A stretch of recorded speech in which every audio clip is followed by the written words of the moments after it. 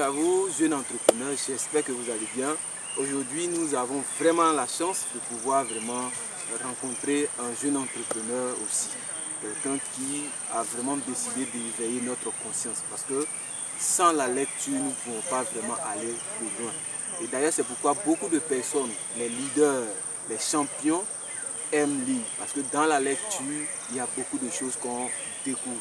Donc, dans cette interview, nous allons vraiment discuter de l'importance des livres, comment il a fait et tout ça. Donc, après le générique.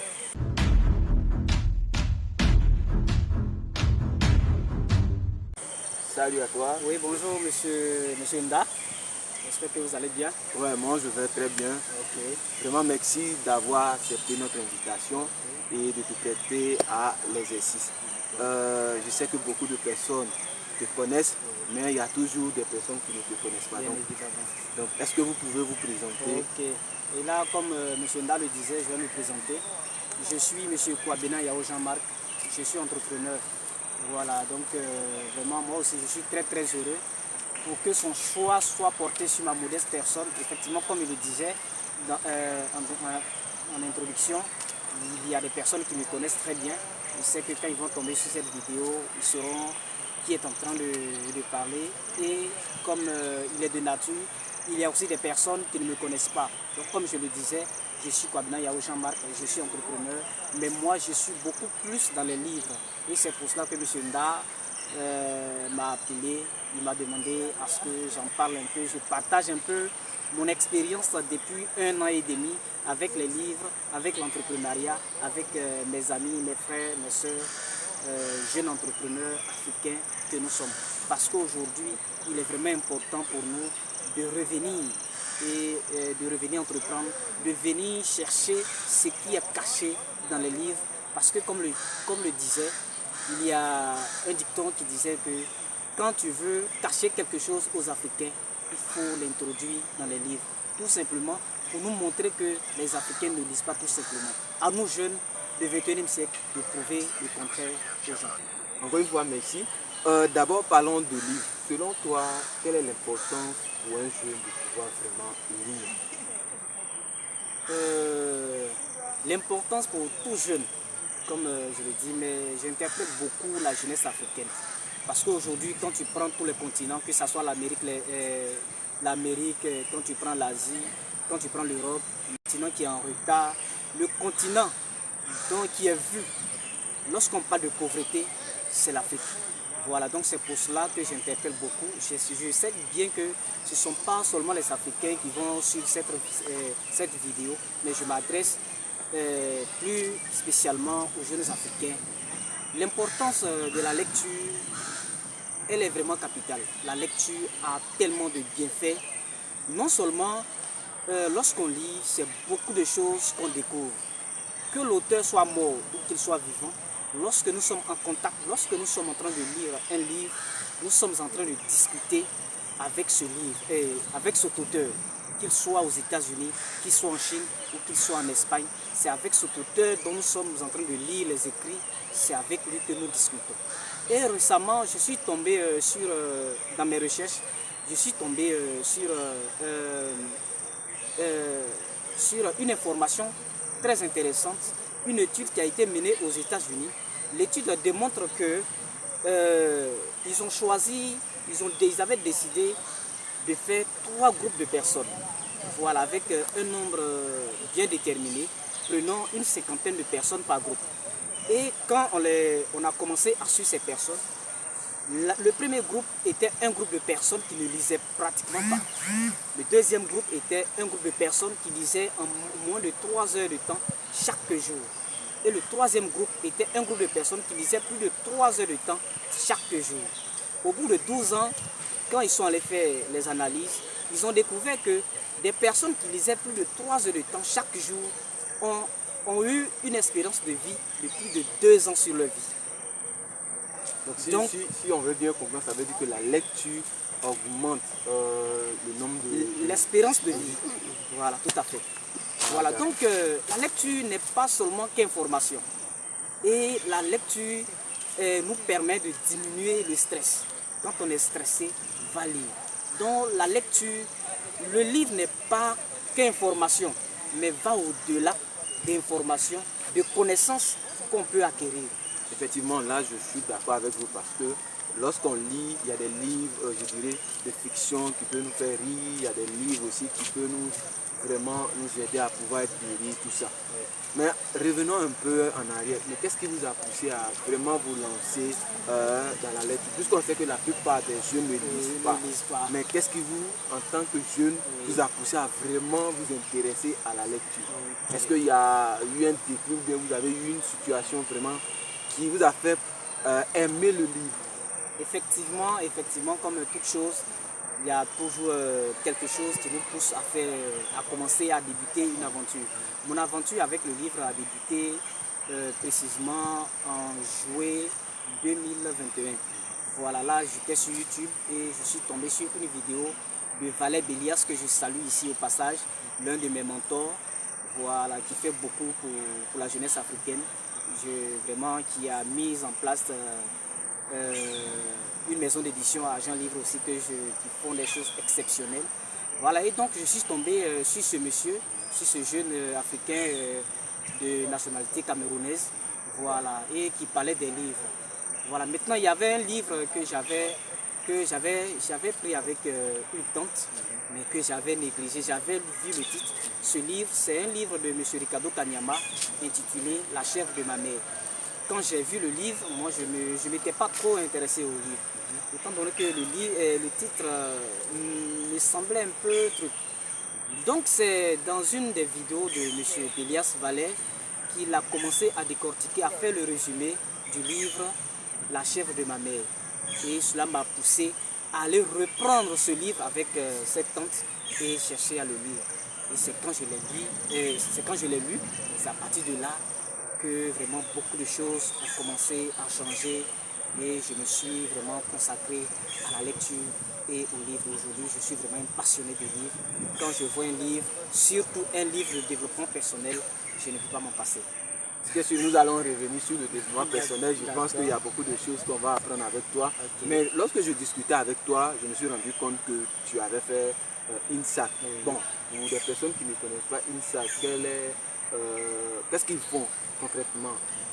D'accord, l'INSAC, c'est l'Institut National Supérieur des Arts et de l'Action Culturelle. Voilà, l'INSAC, à l'intérieur de l'INSAC, il y a plusieurs écoles qui existent.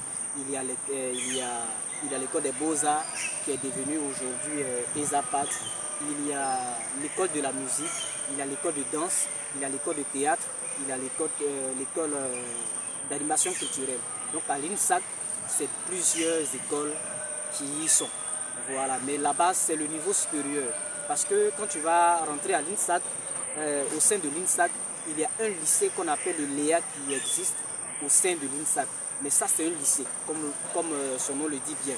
Voilà, ça veut dire qu'eux, ils ne sont pas avec les étudiants qui rentrent là-bas après le bac sur concours. Eux, c'est un lycée. Mais on rentre dans ce lycée aussi à partir de la classe de la 3e sur concours également. Donc voici un peu si je peux parler de l'INSAC. Mais à l'INSAC, il y a le système LMD qui est appliqué là-bas. Voilà, donc après le bac, quand tu y entres, tu as la possibilité soit de faire seulement que la licence, ou bien tu as la possibilité aussi de faire la licence, le master et le doctorat. Bon, donc ça c'est vraiment chose. Mais est-ce qu'il y a un rapport entre la lecture, puisque on parle des œuvres, des arts, tout ça, est-ce qu'il y a un rapport entre le livre et puis INSAC? Pour quelqu'un qui allait à INSAC, on peut dire qu'il est vraiment, il a toutes ses aptitudes de pouvoir vraiment s'intéresser à la lecture. Je pense que l'INSAC et la lecture, c'est deux mondes différents. C'est le jour et la nuit. Voilà, j'ai fait l'INSAC, mais cela ne veut pas dire que c'est ça qui a suscité mon goût pour la lecture et mon goût pour les livres. Mon goût pour les livres, c'est un engouement personnel. Voilà, c'est une décision personnelle, c'est une volonté personnelle par rapport à ma vision, par rapport à mon objectif, par rapport à qui est-ce que je veux devenir d'ici 5 ans, d'ici 10 ans. C'est ça qui, sinon, à comparer, l'INSAC n'a aucun lien avec les livres. Mais je pense que pour quelqu'un qui est aussi à l'INSAC, qui est étudiant à l'INSAC, peut se consacrer aussi à la lecture et aux livres comme moi. Ah oui, je vois maintenant, je comprends. Parce que, en fait, beaucoup de personnes vont se dire, bon, c'est peut-être que c'est, comme tu as dit ça, peut-être on parle des jeux, on parle de ceci, c'est ce qui vraiment a suscité ton intérêt pour les livres. Pas Mais, véritablement. d'accord, ok. Mais en parlant du livre, généralement, aujourd'hui, on parle de développement personnel, on parle de ceci. Quel est l'intérêt du développement personnel pour un jeune, qu'il soit étudiant, qu'il soit entrepreneur, qu'il soit commerçant? Vous pensez que tout le monde doit pouvoir s'intéresser au développement personnel? Je pense que la vie de l'homme même est axée sur le développement personnel. Voilà. Si tu n'es pas développé personnellement, il y a un certain niveau de la vie, il y a un certain niveau même de l'argent que tu ne pourras pas atteindre. Parce que le développement personnel, c'est la vie de l'homme. C'est la vie même de l'homme. Donc, qu'on soit étudiant, qu'on soit fonctionnaire, n'importe qui qu'on peut être, on est obligé de s'intéresser au développement personnel parce que le développement personnel, c'est la vie de l'être humain. Quand on est développé personnellement, on a une certaine fierté. Voilà, on a une certaine fierté parce que le développement personnel, c'est un tout. Ce n'est pas une partie, non, c'est un ensemble. Voilà, et quand on est développé personnellement, c'est sur tous les plans, que ce soit en amour, que ce soit en entreprise, que ce soit en famille et tout ce qui tourne autour de la vie de l'homme, c'est un peu ça le développement personnel. Et je pense que qu'on soit femme, qu'on soit garçon, qu'on soit homme, qu'on soit jeune, nous tous, nous avons le devoir de nous intéresser au développement personnel. Effectivement, parce qu'en disant ça, déjà, ça me rappelle, lorsque moi j'ai commencé, et il y avait des blocages, mais il m'a fallu lire beaucoup de livres afin de pouvoir avoir une totale confiance en moi. Donc, dès que vous parlez de développement personnel, je pense que tout le monde doit pouvoir s'y intéresser. Ce n'est pas une histoire de devenir entrepreneur ou ça. Mais est-ce que parce que moi j'entends beaucoup de personnes, non, le développement personnel est seulement pour ceux qui veulent se lancer en entrepreneuriat. Ces personnes, est-ce qu'il y a quelque chose qu'on peut leur dire afin de pouvoir s'intéresser au développement personnel? On peut leur dire quelque chose. Ce qu'on peut leur dire, on peut même leur dire beaucoup de choses. On peut d'abord, ils doivent comprendre que le développement personnel, ce n'est pas parce que je me suis lancé en entrepreneuriat que je dois me développer personnellement. Comme le nom le dit, développement personnel. Cela te permet d'avoir une certaine attitude face à une certaine situation. Pourquoi donc il y a certaines personnes qui se suicident? Pas parce que ces personnes sont bêtes, pas du tout, loin de là.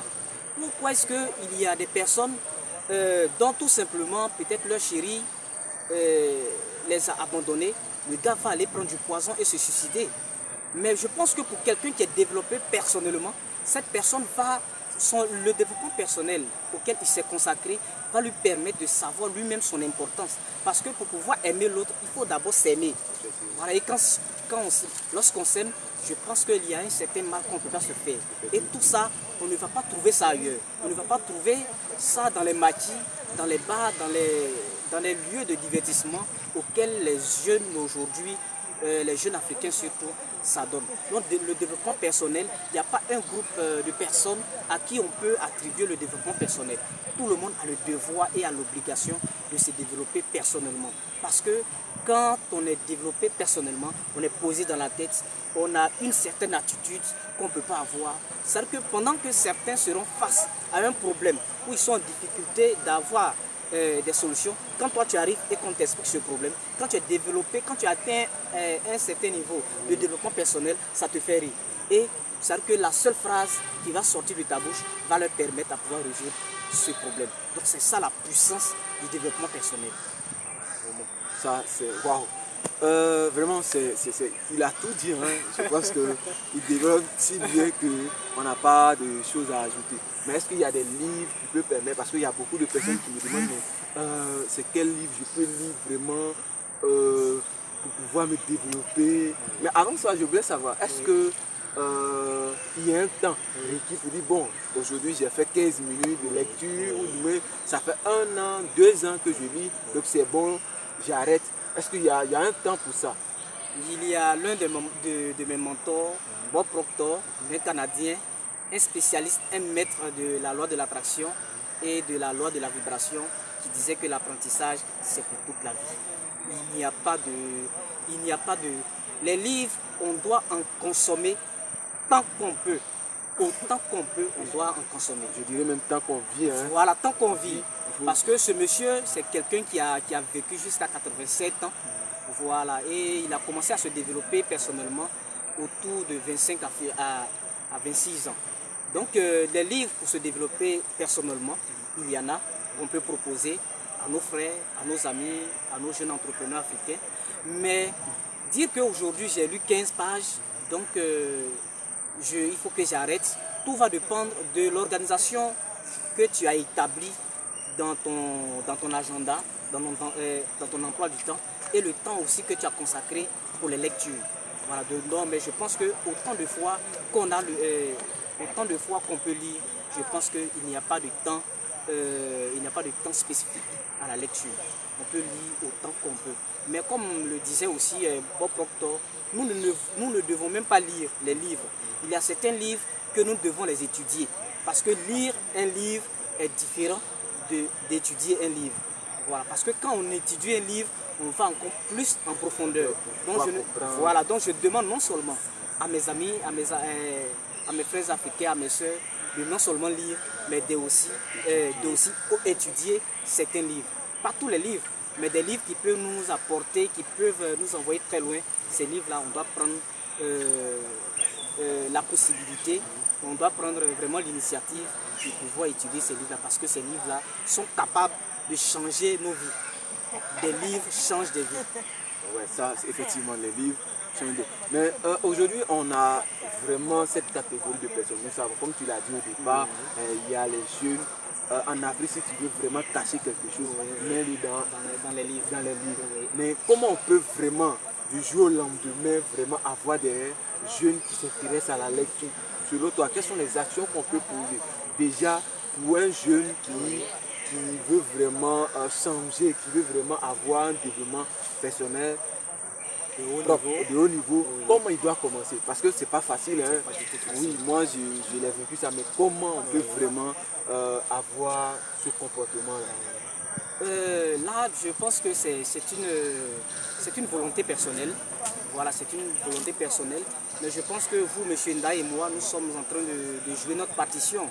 Parce que si on prend le temps, dans des vidéos sur YouTube, dans des vidéos sur Facebook, pour parler de l'importance de la lecture, parler de l'entrepreneuriat à nos jeunes frères qui n'ont pas encore compris, je pense que c'est notre partition que nous sommes en train de jouer.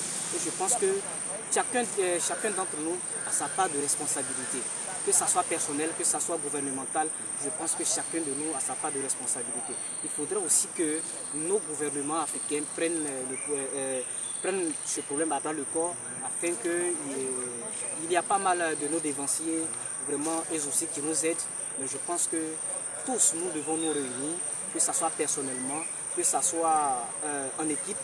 Et je pense qu'on fait ce qu'on peut déjà, parce que je sais que vous travaillez avec une équipe qui est à chaque moment en train de sensibiliser les jeunes au goût de la lecture. Et je pense que c'est vrai. Nous sommes étudiants, nous sommes élèves. Il y a des œuvres qui sont au programme dont nous devons lire. Je pense qu'après la lecture de ces livres-là, et non, même pas après, il faudrait qu'on associe avec les livres de développement personnel et pour les combiner et pouvoir se développer personnellement. Et je pense qu'en matière de responsabilité, toute personne a sa part de responsabilité. Mais d'abord, avec le 21e siècle et tous ses avantages, avec l'avènement de l'Internet, je pense qu'aujourd'hui, voilà, c'est un peu plus facile et la responsabilité, elle est surtout personnelle. Parce que c'est la volonté. Voilà. Il y a un psychologue qui disait tout simplement que qu'on soit prisonnier, qu'on soit en liberté, la seule chose qu'on ne peut pas obliger une personne à le faire, c'est de l'obliger à penser. Voilà, donc je pense que si la personne ne le veut pas, je pense que c'est pour cela que je disais que le développement personnel est une question de responsabilité et d'engouement. Effectivement. Donc là, ne trouvez plus d'excuses pour dire non, c'est parce que vraiment j'ai pas le temps, j'ai pas ceci, parce que beaucoup de jeunes vraiment veulent devenir grands, veulent devenir ceci, mais ils oublient leurs responsabilités. C'est vrai que l'État doit pouvoir jouer son rôle, ça c'est clair. Parce que, Monsieur Nda, je ne vais pas vous couper la parole. Voilà, je vais ouvrir une petite parenthèse. Bill Gates, l'un des plus riches de cette planète, lit en moyenne 54 livres chaque année. Bon, dans ce cas, moi, je veux poser la question à toi et à moi, et à tous ceux qui me regardent. Si l'un des plus riches de ce monde lit plus de 50 livres chaque année, nous qui sommes-nous pour ne pas lire? Logiquement, même nous-mêmes, on devrait lire même. C'est-à-dire que le nombre des livres qu'il lit, nous devons le multiplier par 10, effectivement, voire même par 1000 pour les lire. Donc, tout simplement pour interpeller la jeunesse vraiment à s'intéresser à la lecture, surtout au développement personnel. Ouais, je pense que des grands hommes, que ce soit Jeff Bezos, que ce soit Aliko Dangote, qu'on a vu tous, même les artistes, tous ceux-là, ils ont quand même une bibliothèque, ils ont des choses qu'ils lisent ou ils écoutent afin de pouvoir aller vraiment loin. Mais aujourd'hui, des jeunes qui ne s'intéressent pas à l'entrepreneuriat, vraiment selon vous, quelle est votre pensée par rapport à ça? Qu'est-ce qui fait que des jeunes aujourd'hui sont vraiment hésitants à se lancer en entrepreneuriat? Là, je ne peux pas accuser tout de suite la jeunesse. Voilà, dans le livre Réfléchissez et devenez riche, Napoléon Hill nous dit que la faille de notre système éducatif, c'est que ce système ne nous apprend pas à gagner de l'argent. Voilà, alors que nous savons que ce monde-là, il est basé sur l'argent. Tout ce que nous faisons tourne autour de l'argent. Si nous sommes en train de réaliser cette vidéo, c'est parce que nous avons un téléphone. Et ce téléphone, nous l'avons acheté. Si nous sommes assis, c'est parce que les gens arrivent à nous écouter, à nous regarder sans se fermer les yeux. C'est parce que nous sommes habillés. C'est parce que nous avons porté des vêtements. Et ces vêtements sont achetés avec de l'argent. Donc, comme je le disais, je ne peux pas tout de suite accuser notre jeunesse. Voilà, c'est seulement notre système éducatif que nos autorités compétentes vraiment doivent revoir afin d'axer ce système-là sur l'auto-emploi. Voilà, sur l'auto-emploi afin de permettre aux jeunes Ivoiriens, aux jeunes Burkinabés, aux jeunes Maliens, après ces études, lui-même de pouvoir s'insérer dans un secteur d'activité afin d'entreprendre. Donc à ce niveau, je n'accuse pas la jeunesse. Voilà, mais aujourd'hui, avec l'avènement de l'entrepreneuriat aussi, je pense que les jeunes ont les yeux aussi ouverts. Voilà, aujourd'hui quand tu vas ici c'est entrepreneuriat, tu vas là-bas c'est entrepreneuriat. Et nous voyons toujours les Chinois envahir nos pays, voilà, qui sont en train de réaliser des infrastructures. Je pense que cela aussi doit nous interpeller en tant que jeunes, sans toutefois aussi accuser notre gouvernement, parce que nous aussi nous avons notre part de responsabilité. Donc je pense que la responsabilité, elle est partagée, mais la chose première dont on peut accuser, c'est notre système éducatif que notre gouvernement, nous les exhortons vraiment à pouvoir revoir, à pouvoir réviser, pour pouvoir permettre aux jeunes de pouvoir vraiment, à un certain âge, pouvoir se prendre en charge.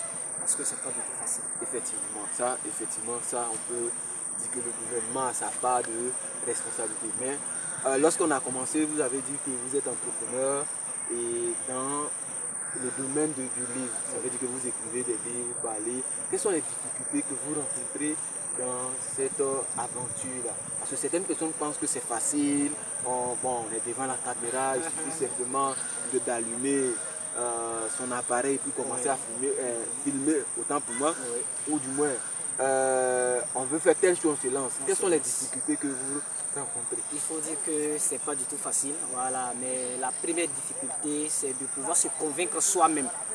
Voilà, c'est de pouvoir s'accepter tel qu'on est. C'est pouvoir se dire que je suis jolie, c'est pouvoir se dire que je suis capable, c'est pour pouvoir se dire que je peux y arriver. Et je pense que quand on a... C'est pour cela que je parlais au départ du premier avantage du développement personnel. Le premier avantage du développement personnel, c'est l'attitude. Et l'attitude, c'est comment est-ce qu'on se conçoit, comment est-ce qu'on se voit. Voilà, et je pense qu'une fois qu'on s'est accepté, on peut aussi accepter aussi de partager le peu de connaissances qu'on a avec le reste du monde. Parce que je dis que nul n'est assez con pour n'avoir rien à partager et nul n'est aussi assez intelligent pour n'avoir rien à apprendre des autres. C'est pour cela que Andrew Carnegie va écrire sur son épitaphe: ici repose un homme qui sut s'entourer d'être plus intelligent que lui. Mais nous savons tous que Andrew Carnegie avait atteint un niveau de connaissance, avait atteint un niveau de fortune avant sa mort. Mais ce monsieur se permet de dire que s'il est devenu lui, Andrew Carnegie, jusqu'à sa mort, c'est parce qu'il s'était entouré de personnes plus intelligentes que lui. Donc je pense que la première des choses, c'est de s'accepter et de se dire que j'ai aussi quelque chose, quel que soit mon niveau, j'ai aussi quelque chose à apporter à ce monde, à apporter à cette jeunesse, à apporter même à des personnes même plus âgées que nous. Et je pense que parce que toute personne est unique en son genre. Qu'on soit Yao Jean, on peut avoir un autre Yao Jean, mais ces deux Yao Jean ne seront jamais identiques. Chacun aura quelque chose de particulier que l'autre n'aura pas. Donc je pense que c'est d'abord s'accepter et de se dire que j'ai quelque chose à partager afin de pouvoir aussi accepter de se tenir devant une caméra et partager ses connaissances avec le monde entier. D'accord, merci. Et oui, effectivement, les difficultés sont multiples, mais je pense que la première personne à d'abord croire en soi-même, c'est nous-mêmes. Hein, parce que si nous ne croyons pas en nous-mêmes, c'est un peu plus difficile de pouvoir vraiment avancer. Vraiment, on a appris beaucoup de choses.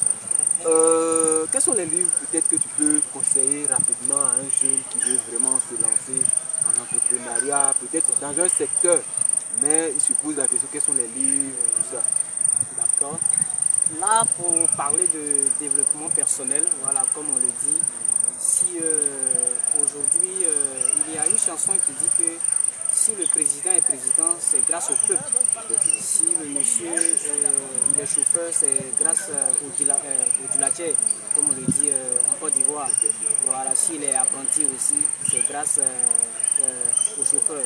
Donc le gulaquer, excuse-moi, le gulaquer en fait c'est un mot qu'on utilise pour désigner le propriétaire du chauffeur, voilà, d'un camion, voilà. D'un véhicule, voilà. Donc bon, comme je le disais, donc si le président il est président, c'est grâce au peuple.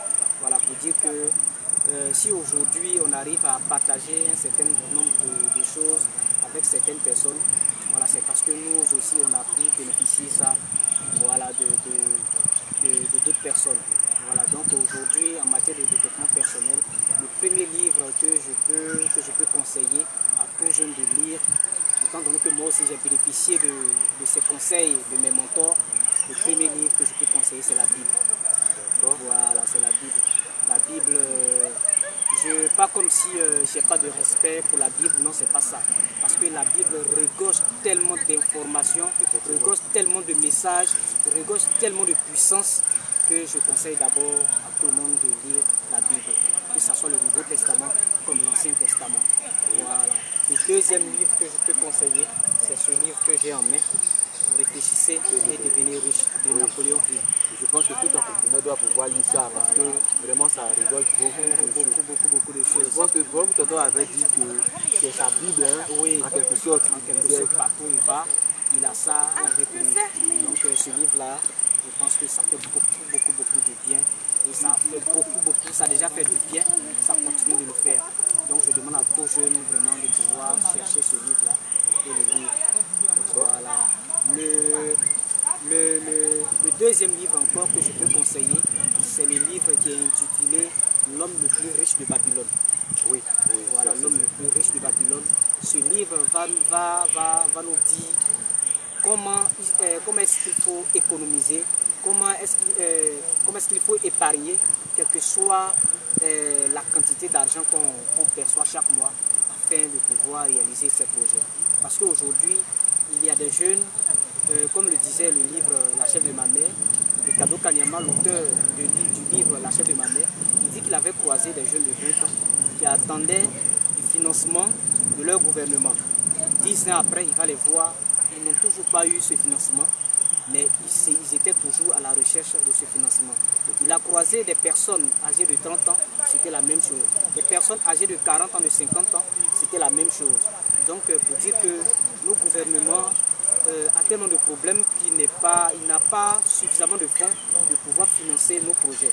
Mais je pense que c'est nous en tant que jeunes, quel que soit ce qu'on reçoit, on doit pouvoir s'arranger à pouvoir épargner une partie pour pouvoir réaliser notre projet. Donc je pense qu'en lisant le livre L'homme le plus riche de Babylone, nous allons tirer assez d'enseignements qui vont nous permettre de pouvoir garder quelque chose à côté pendant 1 an, pendant 2 ans, afin de pouvoir nous-mêmes financer notre projet. Donc ça aussi c'est un livre que je conseille à tout jeune de pouvoir lire. Mais en dehors de ça, il y a d'autres livres aussi de développement personnel que j'ai ici. Il y a La magie de voir grand. La magie de voir grand. Voilà, il y a le livre La magie de voir grand. C'est un livre aussi exceptionnel que David Schwartz vraiment nous a laissé.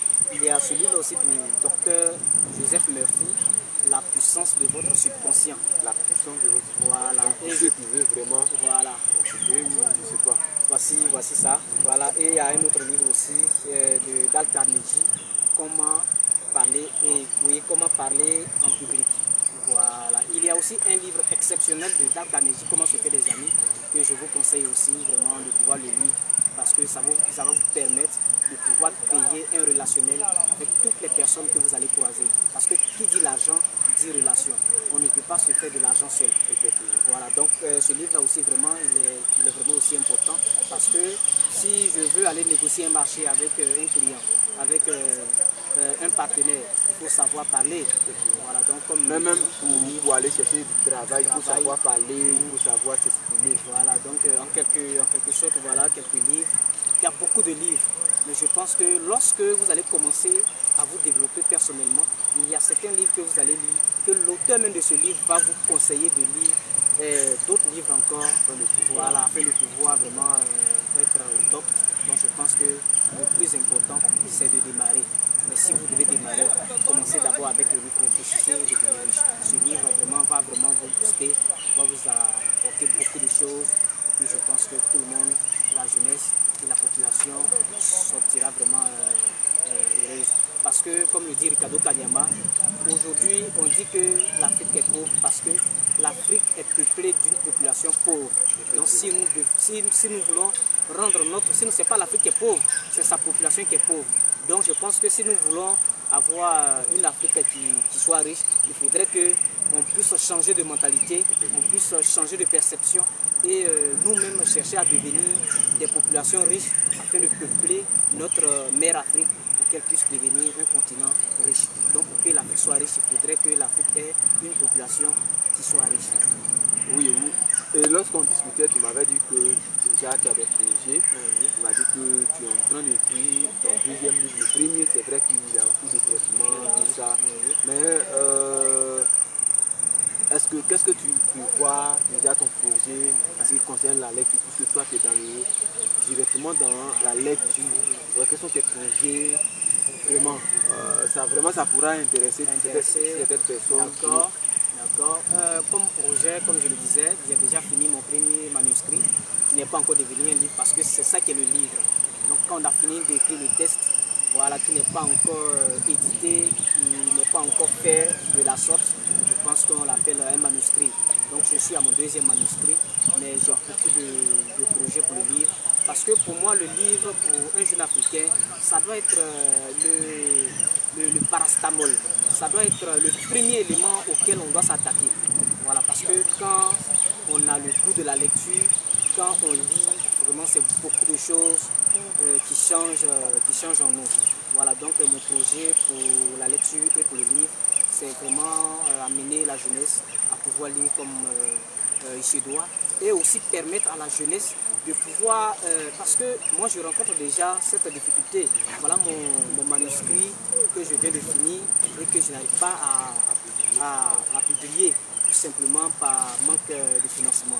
Donc j'ai vraiment un projet particulier pour la jeunesse, pour tous ceux qui veulent s'intéresser à la lecture, c'est de pouvoir faciliter l'accès aux maisons d'édition. Et j'ai une maison d'édition qui s'appelle la J-Livre. voilà, qui sera mise en place bientôt. Nous y travaillons avec toute mon équipe. Et je pense que ça va devenir d'abord, ça va devenir au fil du temps une réalité. Comme nous avons l'habitude de le dire, pour qu'une chose puisse exister, il faudrait qu'elle soit d'abord imaginée. Voilà, donc déjà, nous sommes déjà avancés. Voilà, donc nous allons mettre une maison d'édition en place qui s'appelle l'Agile Livre. Voilà, je pense que pour ceux qui suivent mes publications, voilà, ils savent de quoi je parle. Voilà, nous avons déjà posé les premiers pions et je pense que ça sera une réalité afin de pouvoir apporter à la jeunesse, à tous ceux qui veulent s'intéresser au livre, vraiment un avantage particulier, ne plus avoir de difficultés à publier tout ce qu'on peut écrire. Parce que, comprenez-moi, monsieur Nda, que d'ici 100 ans, vous et moi, et pour tous les jeunes qui ont le même âge que nous n'existerons plus sur cette terre. Nous serons partis. Parce qu'aujourd'hui, où sont nos grands-pères, où sont nos grands-mères? Voilà, ils sont partis. Donc nous ne sommes que de passage sur cette terre. Mais après avoir vécu, je ne sais pas combien d'années sur la terre, après notre passage sur la terre, qu'est-ce que nous laissons à cette jeunesse? Qu'est-ce que nous allons laisser à cette population qui va vivre après nous? Aujourd'hui, il y a des livres de vieux de 100 ans, de 200 ans que nous avons accès, que nous lisons, dans lesquels nous tirons des connaissances qui nous permettent de pouvoir faire beaucoup de choses. Mais nous, qu'est-ce que nous allons laisser? Et je pense que vivre 50 ans, 30 ans, 100 ans, 80 ans, 70 ans, sans rien laisser, je pense que c'est être méchant. Parce qu'on ne va pas dire qu'on a passé toutes ces années sur la terre sans rien acquérir comme connaissance. On ne va pas se dire qu'on a passé tout ce nombre d'années sur la terre sans pouvoir savoir quelque chose que l'autre ne sait pas. Et je pense que si nos parents ont bien fait de nous mettre à l'école, de savoir écrire, je pense que c'est le devoir de la jeunesse vraiment de pouvoir partager son expérience avec ceux qui vont venir après nous. Et même avec ceux avec qui nous vivons actuellement. Parce que une personne ne peut pas tout connaître. Voilà, comme Dr Claudel a l'habitude de le dire, voilà, nous ne sommes que des pièces d'un puzzle. Et chacun a sa contribution à apporter. Voilà, c'est ensemble que nous formons vraiment une couleur d'arc-en-ciel. Voilà, donc vraiment, voici à ce niveau, voilà un peu ce que je peux dire. Maintenant, il y a quelqu'un qui vient de me suivre, qui dit, bon, ok, je suis vraiment tout feu, tout flamme à lire. Est-ce que tu as déjà une page? Quel est le nom? Pour que ceux qui vraiment vont s'intéresser, tout ça, puissent aller s'abonner aussi, te suivre facilement. Pour plus de contenu et pour plus d'informations, pour plus de motivation, parce qu'il faut savoir qu'il y a un milliardaire américain, Warren Buffett, qui disait comme ça que le meilleur investissement que l'on puisse faire, c'est d'investir en soi-même. Voilà. Et on ne peut investir en soi-même qu'en payant des formations, qu'en achetant des livres et qu'en fréquentant aussi des personnes. Parce que il y a un autre aussi américain qui a dit que si tu marches avec 4 milliardaires, le prochain milliardaire sera toi. Voilà. Et ça ne ça ne veut pas dire qu'on doit aller se promener avec des milliardaires, parce que ce sont des personnes même qui, eux aussi, voilà, ils sont arrivés à un certain niveau. Mais déjà, je pense que lire un livre, nous serons en train d'échanger avec un milliardaire. Je pense qu'aller sur une chaîne de motivation et d'information comme MV Motivation, ma chaîne YouTube que je vous conseille d'y aller et de vous abonner surtout pour ne pas rater de l'autre contenu percutant, voilà, percutant plutôt. Donc je pense que quand vous allez sur cette chaîne, vous allez vraiment pouvoir bénéficier de beaucoup. Donc je l'appelle encore MV, voilà, en abrégé, MV Motivation Vainqueur. Voilà, parce qu'il faudrait qu'on puisse vaincre. Effectivement, voilà. Il faut qu'on arrive à vaincre. Oui. Vraiment, M. Yao, vraiment merci. Nous sommes à la fin. Ton mot de fin pour un jeune, qu'est-ce que tu peux vraiment conseiller? Qu'est-ce que tu peux donner comme conseil? D'accord. D'abord, je tiens à vous remercier, M. Nda, parce que si vous accordez cette interview à ma modeste personne, je pense que c'est parce que vous avez vu en moi quelque chose qui va grandir, une graine qui est en train de grandir. Et je pense que c'est pour cela que vous m'avez invité. Et vraiment, je suis très heureux de passer ce moment avec vous et de passer ce moment aussi avec ces personnes qui vont nous regarder. Je pense que c'est le départ. Voilà, actuellement nous sommes encore au point zéro et nous avons beaucoup de choses à faire. La jeunesse africaine, le message que j'ai à vous lancer, vraiment je vous demande pardon. Voilà, qu'on puisse se développer personnellement et en plus de ça, quel que soit ce qu'on va décider de faire, il faudrait qu'on puisse se lancer en entrepreneuriat. Sinon demain, ça sera trop tard. Ça sera trop tard. Aujourd'hui, nous voyons la flambée des prix sur toutes les marchandises. Voilà, le transport et tout ce qui est élément de consommation. Et c'est nous, la population, qui payons. Et je pense que la seule chose, le seul élément qui peut nous sortir de cette situation, c'est l'entrepreneuriat. Il y a énormément de place pour toute personne, pour tout jeune qui veut entreprendre, surtout en Afrique. Il y a tellement d'opportunités à saisir que voilà, en un mot, mon mot de fin, je vous remercie également pour cette interview que vous m'avez accordée. En tout cas, vraiment, merci beaucoup. Merci beaucoup, M. Nda. Comme vous venez de le voir, vraiment, moi, personnellement, j'ai reçu beaucoup de choses. Je l'espère pour vous aussi. Et abonnez-vous, activez la cloche de notification pour ne plus rater des interviews comme ça qui vont nous donner vraiment beaucoup de secrets. Et dites-nous dans les commentaires qu'est-ce qu'un livre peut vous apporter. A très bientôt, c'était M. Nda.